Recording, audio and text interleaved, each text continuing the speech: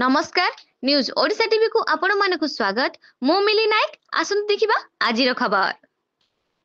स्वास्थ्य मंत्री डॉक्टर मुकेश महालिंगଙ୍କ जातिगत प्रमाण पत्र को नहीं उठिला प्रश्न।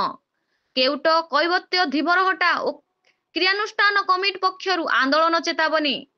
वीरमहाराजपुर ता 24/3/2025 सुबर्णपुर जिला वीरमहाराजपुर स्थित पूर्व विभाग डाकबंगला ठारे केउट धीबर कैवत्य हटा और ऑल ओडिशा क्रियानुष्ठान कमिटी आवाहिक डिंगर कुंभार एक सांबादिक सम्मिलन जरिया ओडिशा राज्य स्वास्थ्य मंत्री डॉक्टर मुकेश महालिंगଙ୍କ जातिगत प्रमाण पत्र को नहीं प्रश्न उठाई।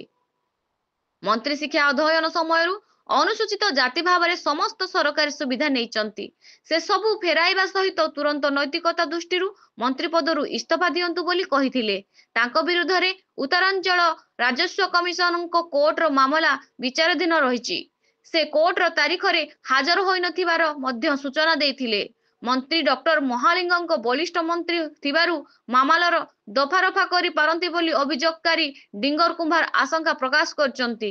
जदि तुरंत मंत्री महालिंगଙ୍କ विरुद्ध रे कार्यानुष्ठान न ग्रहण करागला ताहले 90 लाख अनुसूचित वर्ग लोक राजरास्ता को ओह्लाई आंदोलन करिवे बोली चेतावनी देइचंती।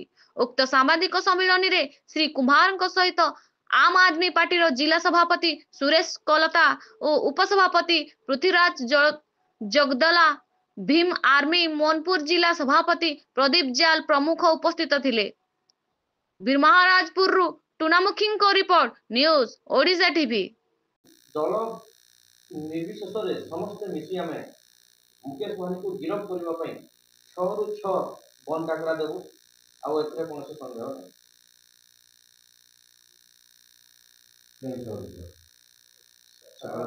सकाल 6 ରୁ तारीख नहीं